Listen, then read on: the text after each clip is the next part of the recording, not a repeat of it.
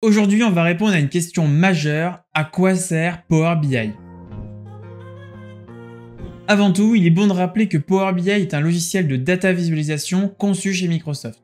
Il permet de créer des visuels permettant d'analyser de grandes quantités d'informations hétérogènes provenant de multiples sources. ERP, CRM, logiciel de banque et suivi d'état des stocks, tout ça stocké soit dans des bases SQL ou encore dans du stockage cloud comme SharePoint. Par exemple, en tant que contrôleur de gestion, vous allez pouvoir suivre l'avancement de votre production, mais aussi le suivi de la qualité, ou encore de l'état des stocks, la position de trésorerie, ou encore une fois, le pilotage des marges. On peut créer des tableaux de bord complets comme celui-ci, ou encore des applis mobiles comme celle-ci. Plutôt sympa, n'est-ce pas?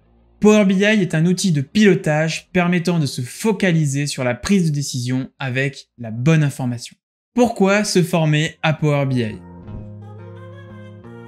Le premier argument qui me vient, c'est de tirer profit de la donnée. La donnée est partout et maîtriser la donnée permet de prendre des décisions éclairées, puisque la donnée ne ment jamais. Power BI est aussi une compétence. En effet, maîtriser l'outil, à la suite d'Excel par exemple, vous permet de rajouter une petite ligne dans votre CV et de considérablement booster votre valeur sur le marché. Que vous soyez étudiant ou en poste depuis 5 ans ou 20 ans, Power BI est un super logiciel pour booster votre carrière.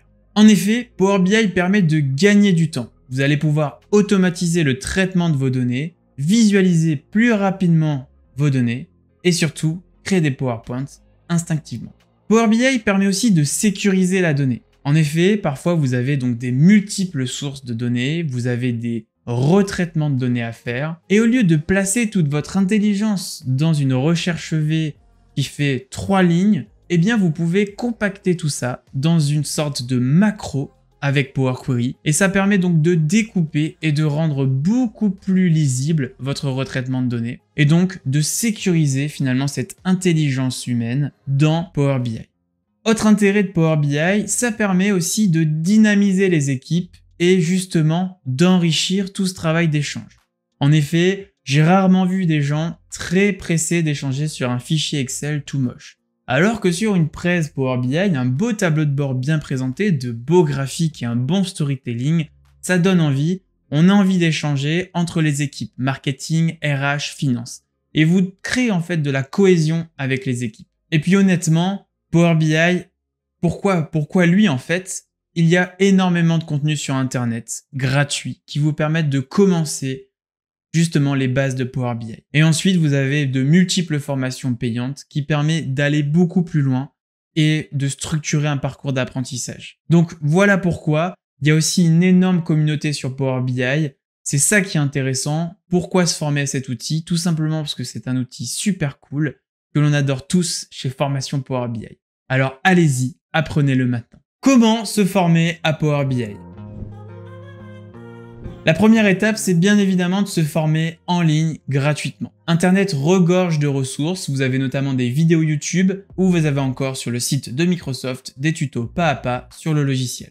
C'est une première étape pour apprendre les quelques bases du logiciel sans engendrer de coûts financiers. Une autre façon d'apprendre, c'est aussi par les livres. Vous pouvez apprendre finalement d'un auteur sur des sujets spécifiques, ça peut être très intéressant de lire des livres. On vous en met directement en description de cette vidéo. Vous pouvez aussi bien évidemment vous former avec des formations en ligne payantes. Alors, 2 cas d'usage peuvent du coup arriver. Soit vous êtes en reconversion professionnelle, et dans ce cas vous cherchez quand même une formation assez conséquente, de longue durée, de 3, 6 mois, 12 mois, pour vous préparer à votre nouveau métier. Je ne peux que vous conseiller d'aller vers notre partenaire Datagong, qui est donc partenaire FPBI. Il réalise une formation complète de data analyst et on a notamment inclus notre programme de formation au sein de leur parcours.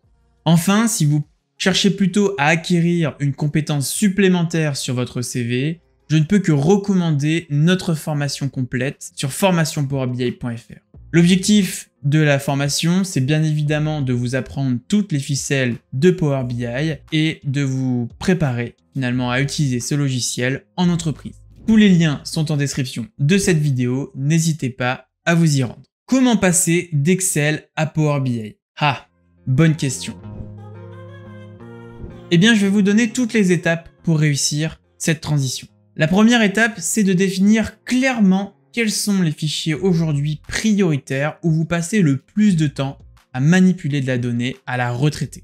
Une fois que vous avez identifié ces fichiers, construisez le moteur Power Query. Vous allez dans Obtenir les données, vous allez chercher les données sources que habituellement vous utilisez et vous commencez à manipuler le moteur Power Query en cliquant sur des boutons. Par exemple, placer l'entête en première ligne, supprimer une colonne, ajouter une colonne, etc., etc. Commencez par utiliser Power Query dans Excel. Une fois que vous avez fait ça et que votre fichier fonctionne bien et que tout est automatisé, ouvrez Power BI et connectez Power BI à ce fichier Excel. Visualisez déjà vos premières données et constatez la puissance de l'outil. Je sais, le DAX, c'est un coup à prendre, mais honnêtement, quand on regarde bien, c'est juste la syntaxe d'Excel qui est mise sous format un peu English. Honnêtement, pas de quoi s'inquiéter. Une fois que vous avez vu en fait, toute cette panoplie Power Query, Power BI, sans trop aller dans le détail, vous avez sûrement cerné la possibilité de tout fusionner. En effet,